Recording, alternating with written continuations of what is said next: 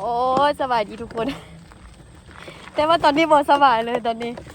เอารถไฟฟ้าปิ้นแก้วมา ให้น้องสาวเอารถไฟฟ้าปิ้นแก้วมาสิไปกะว่าสิไปซื้อเครื่องเนาะเพราะว่ามันมีบ่อนวางเครื่องหลายสินะรถจักรแล้วมันบ่ได้ แต่ว่าแบตสิเบิดบัดนี้แบตรถไฟฟ้าสิมืดคิดว่าน้องสาวก็สิเอาอีหยังเกาะใส่ซากมันมานำวันนี้ไปส่งต่ำรถกับแม่นจักรหันจอดไว้เงินเป็นแก้วเนาะเราไปเปลี่ยนเอาไฟฟ้ามาดิรถไฟฟ้ามา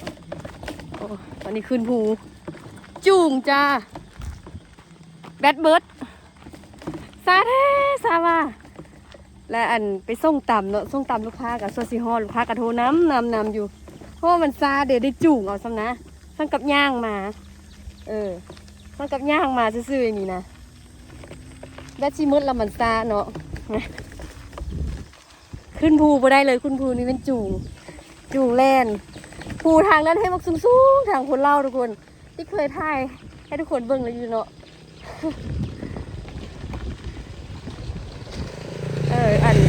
ได้จูงแต่เจ้ากันแน่เบิ่งอยู่เอาไปส่งคนลูกค้าเขาบอกว่าโดนแน่รถแบตเบิร์ดวะแล้วย่านขึ้นภูบ่ได้แบบนี้มันจะมีภูสูงๆอยู่โหดคอยคนเล่าเนาะย่านขึ้นภูบ่ได้แล้วมาทางลัดมาทางลัด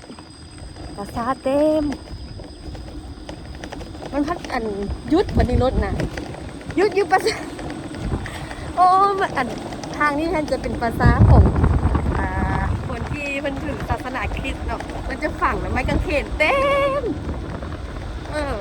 ถ้าไปเปิดอยู่ห้างอีกวันนี้มันก็มีเงินคนเลยโอ้คิดจริงจะจริงที่โทรหาน้องสาวให้มาเอาเสียง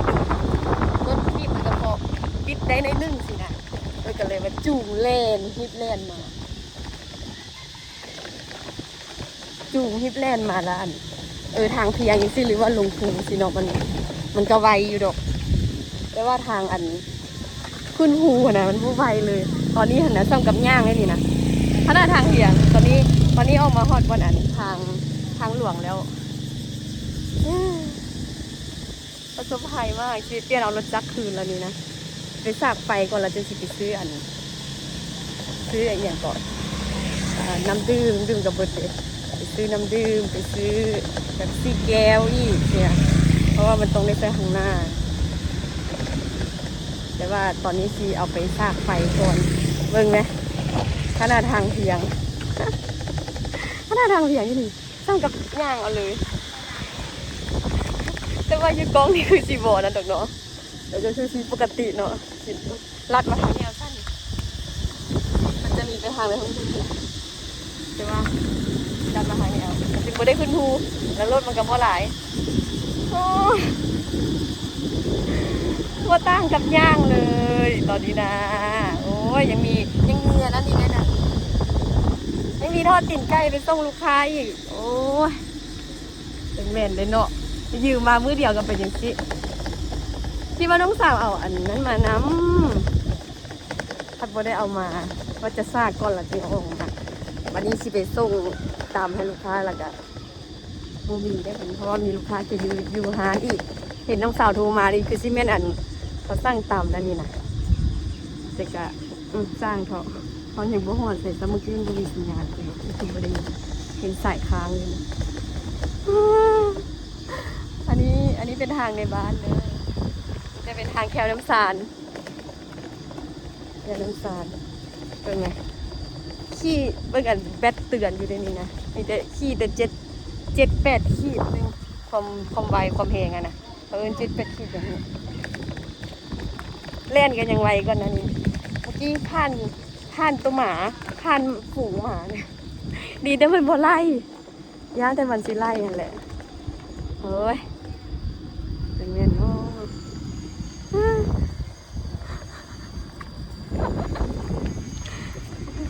ดีแต่แดดบ่ร้อนฟ้าบดเมื่อวานนี่กับฟ้าบดเดี๋ยวว่าได้หยุดตรงนี้ไปฮอนแบบเดียวกันได้นี่ไก่เติมคนนี่ไก่อยู่ได้นี่เราได้ฮอตซีฮอตแบตเตอรี่ก็ลดลง คิดว่าจะสบายคิดว่าจะประหยัดสุดท้ายหนักกว่าเก่าอีกประมาณ30 นาทีเลยจึงสิฮอนกันเป็นเกลียวเลยโอ้อันนี้ทางเพียงแล้วมันอันขึ้นมาเป็น14ละเมื่อกี้7-8เดี๋ยวขึ้นภูใน1กับลุดลงนี่แหละ15ละแบตเตอรี่มันเตือนเห็นบ่นี่แดงๆติ้งติ้งติ้งนะ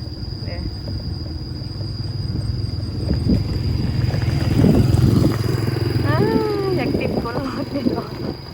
คือจะไวกว่านี้เนี่ยมันเริ่มขึ้นภูในเดียวได้นี่โอไปละหยุดละรถนี่หยุดละเอาในใจอันตีนสวยยูสวยทั้งเล่งทั้งอันยูเมื่อกี้ก็ขึ้นภูกันแบบนี้แหละโอไปเลยขึ้นภูโอ้ตายโอ้ยอยากให้เด้ให้อีไก่อยู่ได้นี่โอ้ทุกคนจีฮอดละฮอดแถวปั๊มน้ำมันละจีฮอดหันเป็นแก้วละโอ้เร่งกันบ่ออกแล้วนี่นะสาวมีใจ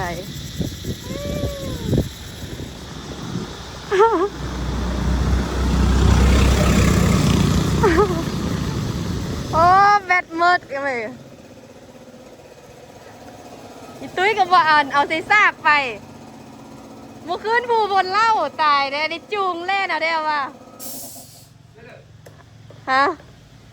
แบตหมดแล้วจะเอาใส่ซากไปซากมุนกับโบเด้ไอ้จูงเล่นฮะเอ้าขึ้นภูบนเล่าอันเดียวภูสูงกันจูงเล่น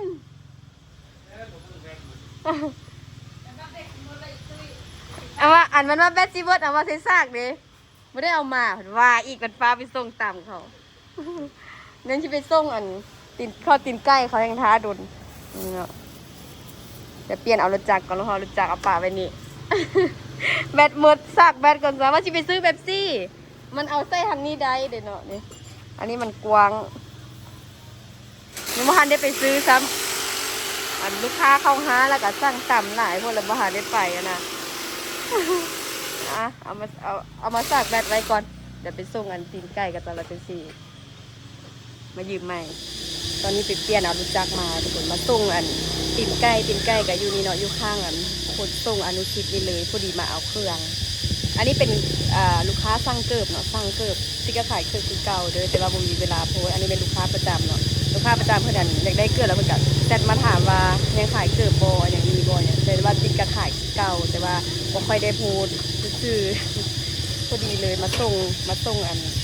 พ่อตีนไก่แล้วก็มาเอาเกิบเดี๋ยวตอนแรงได้ไปจัดส่งให้ลูกค้าอีกนะว่างซ้ำคนเลยเนาะหรือว่าให้แม่ไปส่งแต่กับโบยูโบได้อยู่ไก่เหือนปันแดงไก่เหือนแดงทางน้ำคุยนะทางบอลอันกำลังเห็บตกไล่นะตอนนี้ที่เห็บออกอย่าไปต่ำกันเลยเห็นว่ามีออเดอร์มาอีกละมีออเดอร์มาเรื่อยๆเลยไปใส่ดุนบอได้เลยพอดีที่ออกเมื่อละอีเมลโทรมาบอกว่าซื้อน้ำก้อนไปเด้นะเพราะว่ามีคนอันกระเจ้านั่งกินยูทูบกระเจ้าอันกินเบียร์น้ำก้อนเบิดกันเลยว่าอันนี้ก็คือเป็นโรงงานน้ำก้อนของสาวน้องเนาะของมูสิกอินอันบ่มีคนส่งให้กันเลยเด้ผู้ดีติ๊กยูนอกกันเลยว่าได้มาแวะซื้อเขาไปก่อนเนาะและพนักงานขึ้นมาแล้วจึงให้จะไปส่งให้อีกอันนี้ก็ท่าน้องทรายขึ้นเอากระเจมาให้ตอนนี้มาหอดละท่าไปประมาณ10 ทีแหละก็มาเดี๋ยวซื้อน้ำก้อนแล้วก็ซื้อออกเมืองเลยออเดอร์ต่ำคิวยาวคันโบมากับโบได้เนาะผู้เดียวดิแม่ก็เอาเป็นยึงแม่ก็เอาคำยึงละมันจะน้องสาวให้น้องสาวฮักแขกยูทูบมันให้แหละก็เป็นพวกงูของน้องสาวอย่างไรก็ต้องกินอยู่หั่นเนาะได้มาเอาเองแล้วก็คิวต่ำมันก็ได้ปะก่อนนิดนึง ก็เฮ็ดอีหยังเฮ็ดคนเดียวก็ยากเลยทุกคนที่ยากหลายก็ได้เล่นพูดเล่นที่คนเดียวนะทั้งตำทั้งหยังเดี๋ยวถ้าอันจะตักน้ำก้อนมาให้แล้วก็สิออกไปเลยอ้าวมะม่วงเนี่ยมะม่วงนะมะม่วงหลายเห็นอยู่อะมะม่วงอยู่เหือนกระสุกแล้วก็ผู้ใดก็มักผู้ใดมาแม่นเอาเมื่อวานเนี่ยมีน้องตุ๊กตากับมาแต่ว่าติดกับบทันได้ถ่ายคลิปนำเนาะอันกระเจ้าก็นั่งลิ้นเปิดเพลงอย่างแน่แหละแล้วก็มีออเดอร์ตำหลายเนี่ยก็เลยบ่ได้เป็นนั่งลิ้นนำเลยมีตุ๊กตามีนาแล้วก็ตุ๊กตาแล้วก็ทัพพูนเนาะมานั่งกินตำเมื่อวานนี้นะ ตุ๊กตาเพิ่นจะพักเงียนแล้วเนาะหรือว่าเพิ่นเนี่ยเสกแล้ววะหรือว่าสอบแล้ววะมันคือว่าแล้วแล้วแหละเนาะแล้วเพิ่นอันพักที่ถามว่าเมื่อใดกลับเป็นเดือน6พอดีมีนาเกิดลูกเดือน5เนาะพอดีเลยเดี๋ยวเพิ่นพักโดนอยู่เนาะหยุดโดนอยู่เป็นว่ามื้อหน้าที่สิมาลิ้นน้ำไหม้เด้อมาขั้นมาตอนสวยกับมีออเดอร์ตามหลายกับบทานได้นั่งลิ้นนำค่ะนะต้องเป็นตอนแรกเอาก้อนมาละโอเคอ้าวก้อนเยอะตีเฮิร์นมาเอาก้อนเยอะเด้อเอาน้ำก้อนหลอดมาแต่ว่าไปส่งถุงบ่ได้อยากได้น้ำก้อนหลอดอยู่แต่ว่าไปส่งถุงบ่ได้ฮะไปส่งถุงบ่ได้อติไปส่งเลยป่ะบ่ได้เหรอบ่ได้แล้วเอาแต่ก้อนเยอะมาเอาจ้ะเอาแต่หลอดเยอะนี่ก็เป็นน้องชายของสาวน้องเพื่อนอาจจะบ่ได้ยินเนาะติ๊กเอิญว่าเอาอันถุงใหญ่เอาหลอดใหญ่เด้อเพราะว่าเจ้ากินเบียร์อย่างต้องไม่ใส่หลอดใหญ่สินะใส่หลอดน้อยนี่แม่นั่นติ๊กเอาไว้ขายเป็นแบบ4 แก้วซื้อแต่ว่าแบบหลอดน้อยก็ยังหลายอยู่ก็บ่หลายเป็นเลยอยากได้อยู่แต่ว่าเอาไป2 ถุงบ่ร้อนเนาะใส่ข้างหน้านี่ใส่ได้ถุงเดียวถุงก้อนถุงเดียวตอนนี้ออกมาซื้อเบียร์ทุกคนไปยืมรถอันไฟฟ้าปิ่นแก้วมาอีกแล้วมันสั่งแบตตาไว้แบตหลายแล้ววันนี้นะขี่นี่ได้แบต3 ขีดขี่ไปซื้อเบียร์อยู่สั่งเบียร์เนาะเพราะว่าสั่งกับเจ้าละบ่มีอาหารที่เคยเอานะกับเจ้าบ่มาส่งบ่มีคนมาส่งกันเลยว่าโอ้ยก็เลยว่าได้อันไปซื้อเองเนาะคันห้างกับเจ้าก็คือสีโดนเพราะว่าลูกค้กับเจ้าจะขาดว่าขาดต่อนะว่าตอนนี้มันเบิดแล้ว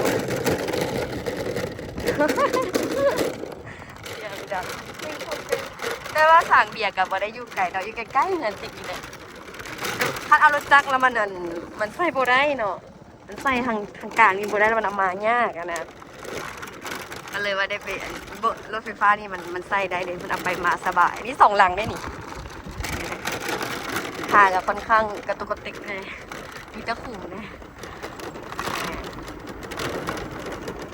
ตอนนี้ก็มาฮอดสร้างเบียร์แล้วก็จะกำลังสิปิดหาดีแต่มาทานเนาะ นี่แต่มาทานได้อยู่นี่เพิ่นกำลังอันนี้เป็นเจ้าของสร้างเป็นเจ้าของสร้างเบียร์แล้วก็ปั๊มน้ำมันพร้อมเกือบมาพอทันคันไปซื้ออยู่นะฮะนั่นก็จะลื่นกันสิไปผ่านนี่แหละ2 ลัง476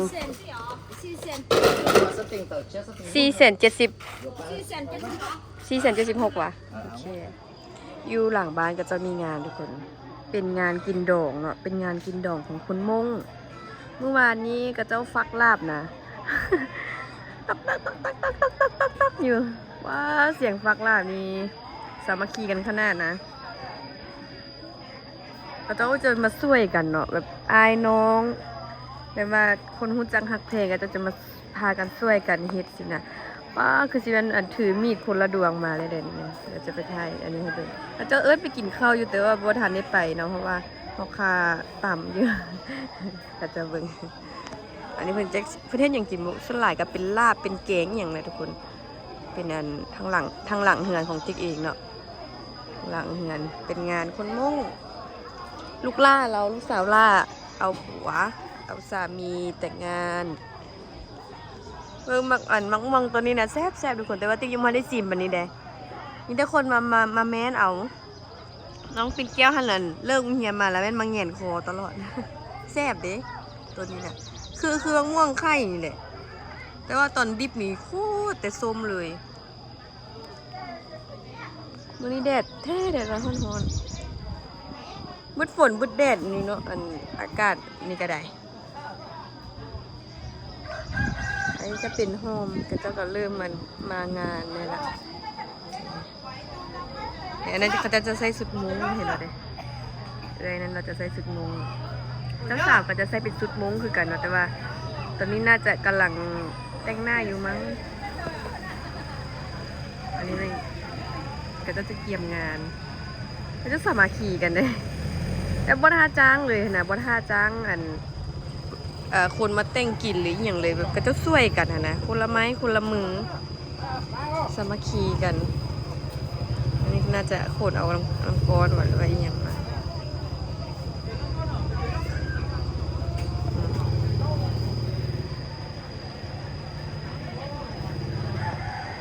เอาโมเพิ่นเอาอันสามีเพิ่นเอาสามีอยู่อย่างก็เขตพิเศษเนาะภูหัวช้างแขวงเพชรสมบูรณ์คือกันแต่ว่าอยู่อันเมืองอนุวงศ์อยู่ภูหัวช้างคุณเนาะสามีเพิ่นเป็นทหารอันนี้จะเป็นบ่าวทหารเองทหารเพชรสมบูรณ์เขตพิเศษเพชรสมบูรณ์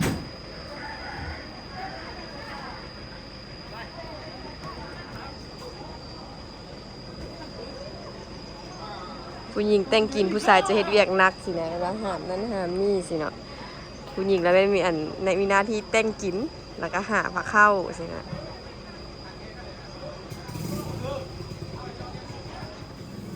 เบิ่งเป็นตู้เพิ่นเอาหลานรับปะมันในยี่พ่อคือกันเอาหลานเฝ้าประตูแม่นประตูเฝ้าหลานเพิ่นแล้วอันก็ลิ้นผู้เดียวเพิ่นอย่างงึกหัวตลอดเอานั่นรถทางไหนสีฟ้าอยู่ดอกขมดงเมื่อคืนนี้รถติโก้จะยุ่งกันขึ้นทันลงห้องห้องแคบๆเลยเนาะรถงามบนนั้นรถกระปุกแม้ว่ามันเป็นห้องขุ่มดีว่ะเป็นอุกลูกอยู่บนลงห้องขึ้นคอยบนนั้นขับโบเก่งดียุ่งกันขึ้นเอาเองได้เย้เฮ้ยเงินเดือนออกมาเยิงว่ะเงินเดือนเยิงออกว่ะเงินเดือนยังออกเมื่อวานนี้เลยเนาะพ่อเพิ่นโอนเงินมาให้ซื้อเปอร์ซื้อนมเบิ่งกังเหือนี่บักเยิงจีกเท่าละน้อยเป็นอันนี้เลยดึงหยาดยังไปกินดองเด้อวันนี้นะเนาะยังไปกินดองกัมโบเด้อ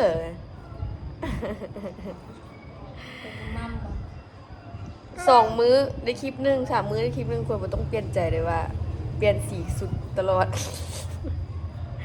มันต้องแปลกใจมันต้องเปลี่ยนใจซะชื่นใจได้ไหมชื่นใจเนี่ยชื่นใจเนี่ยอ๋อจูบปากอีกอันดองเลยนะเฮ้ยเมื่อคืนนี้ออโต้มาลิ้นนำว่ะเมื่อวานนี้ไอ้ตุ้ยมาจันมาแล้วการออโต้มากินตำว่าเพื่อนสิไปอย่างกับไปดองอยู่สวรรค์เขตบอกมาซันเดย์บ่แน่ใจว่าไอ้ตุ้ยสิไปนำบ่เพื่อนนั้นเป็นว่าอยากได้อย่างเราบอกน้องเธอมาแวะตลาดลาวตลาดอยู่เวียงนะมันถูกดิจะฝากเราซื้อสินะฝากเราซื้อมาให้บอกเราซื้อมาให้เรามาท่านน่าจะวันที่1 ที่ 2มื้อติเราไปมันมื้อนี้บ่ล่ะเมื่อวานนี้เราเอาหอมมาให้อีกเอาหอมเอาผักมาให้กำลังปลูกว่าซั่นไม่ใช่กำลังปลูกอยู่เมื่อวานนี้ก็มาเพิ่นมากินตำอันออโต้กับอันสมฤทธิ์มันลีนนำกันนี่ว้ายุ่งกันว่าซั่นถูกใจผู้นึงเล่นได้ผู้นึงยังเล่นบ่ได้อยากเล่นได้นี่นะมันกำลังอยากลุกเห็นกระต้นย่างน่ะอยากย่างอยากเล่นนะทางตัวเองอันนั้น เล่นยังเล่นบ่ได้หั่นน่ะเพิ่นก็คร้านไว้แล้วก็เริ่มแบบจับนั้นจับนี้จับผู้นั้นผู้นี้แล้วก็เริ่มยืนกำลังเริ่มสิยืนเองสินะเบิ่งหัวมันไหมเบิ่งผมมันเป็นทรงผมเนี่ยเฮ้ยเห็นงอนขาวๆเนอะเห็นแต่งอน เห็นแต่หูเยิง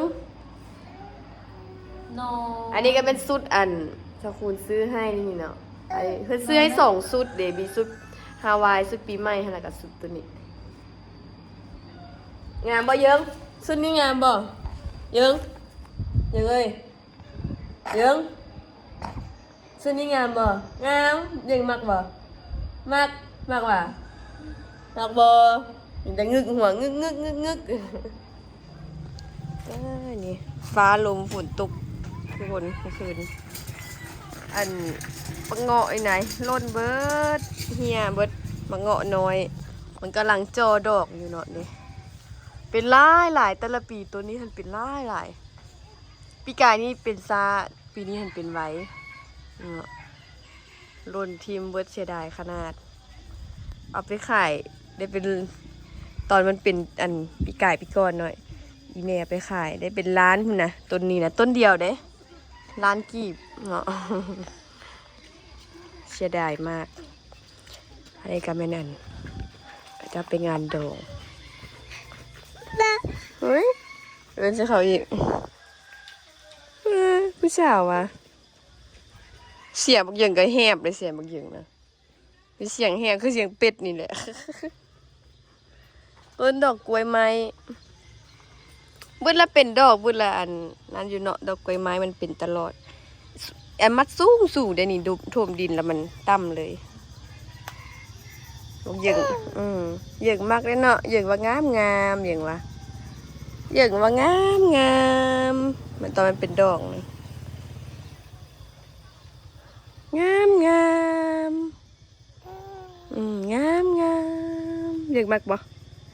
มากว่ะกับอยู่ใส่กาบอยู่ใส่อยู่พุ่นดาวเด้ดาวอยู่ใส่ดาวนะดาวอยู่ใส่เห็นเบิ่งเด็กน้อยมากสุดเด็กดาวเด้ดาวอยู่ใส่ดาวก็อยู่พุ่นอ้าวดาวอยู่พี่ดาวอยู่ใส่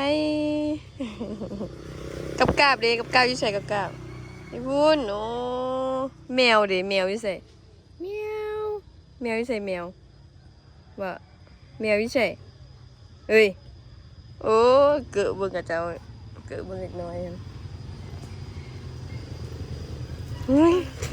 ปลาอยู่ใส่ใช่ปลา อยู่ใส่ปลาในความดื้อนะอันน้ำมุม ล้างหน้าแล้วก็มุมอีกมองอีกคานจับเปื้อนเดี๋ยวมือเปื้อนโอ้ยจะเป็นเบิ่งกับเจ้าแทวาเนาะนี่มึงเด็กน้อยนะ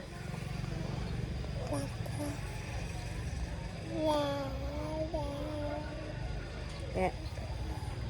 อะปลาใช่ปลาอยู่ทุ่นปลาเบิดนี่กับโอ้ย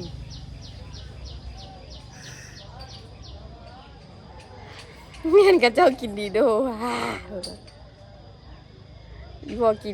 เคยกินสปอนเซอร์แล้วกินน้ำเย็นละเอ็ดมันกระจื้อได้วันนี้ผู้ใดกินอย่างนี้เป็นเด็กน้อยกินดีโดอยู่เพิ่งกัน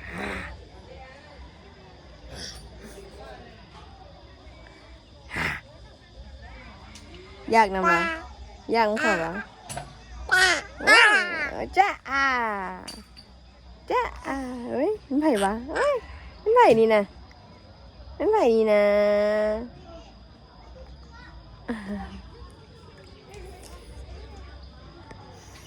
อย่าอมมือแอะ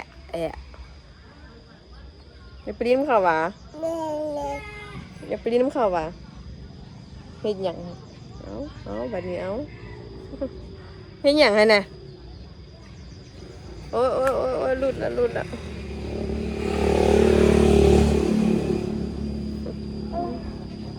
บิ่งมือไหมเบิ่งมือติดนะเป็นเมนจนมาหอดแขนพี่นะ อืมมือออกเหม็นนะบุ้งไหมปัดมือผู้เท้าเลยเบิ่งดูดำเหี่ยวหอดแขนบุ้นะเป็นมินหอกเป็นกะเป็นมินหั่นนะหอดแขนซื้อถุงมือใส่ได้จังใดจะชีดีบุใจขนาดเห็นมือตีเลยอุกใจแบบมันเป็นตะขี้เดียดอะนะมือแบบมันเป็นอันจุดเป็นจุดดำๆเบื้องขวานี่แห้งดำเป็นเปี้ยงเลยนะเป็นแผ่นเลย เห็นแล้วโอ้คือมือผู้เฒ่าเลยว่าตะขี้เดียดขนาดแล้วลูกจำให้ลูกค้ากินลูกค้าก็สิขี้เดียดเห็นมือไหมคะเนาะมันเป็นสิขี้เดียดด้วยเดี๋ยวว่าติ๊กก็ใส่ถุงมือตำก็ใส่ถุงมือทอดก็ใส่ถุงมือไปส่งก็ใส่ถุงมือตำกับไปทอดติ๊กก็ใส่เป็นถุงมือพลาสติกนะถุงมือยางเนาะอันนี้ไปส่งนี่จะเป็นถุงมือถุงผ้าแต่ก่อนบ่ได้ใส่ดิแล้วบัดนี้มันเฮาตากแดดถึกความร้อนถึกความถึกเผ็ดถึกเค็มตลอดหั่นนะจุบน้ำแล้วตากแดดได้อากาศก็ร้อนเด้แล้วเป็นและเป็นบ่เคยเป็นหลายไปจักเทื่อครั้งนี้เป็นหลายมันถึงเริ่มมาใส่ถุงมือไปเห็นเด็กน้อย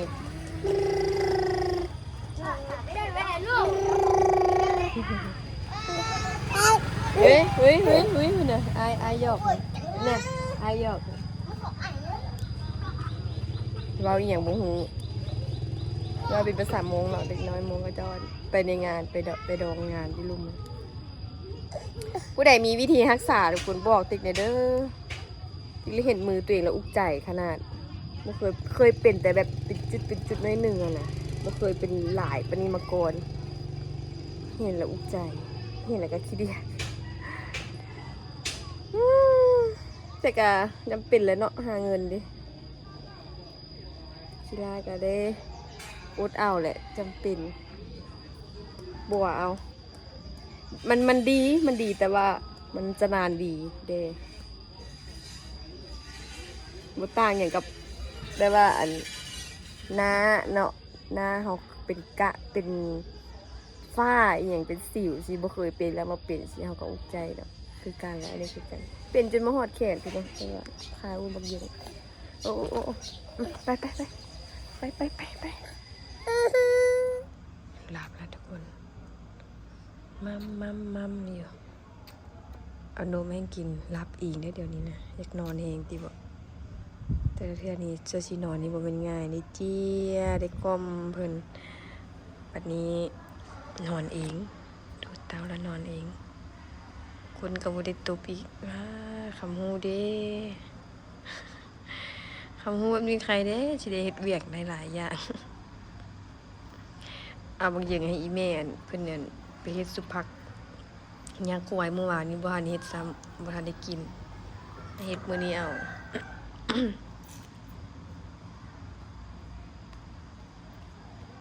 ขาไก่ตีนไก่ก็ยังไม่ได้ทอดมันดื้อชีวางมันไว้มันก็คือมันฮู้ว่าเฮาสิไป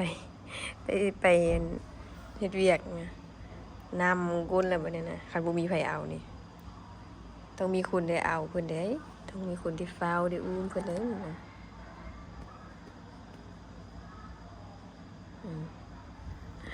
คำฮู้เด้ตอนนอนนี่เนาะตื่นมาแล้วโคตรดื้อหลับละ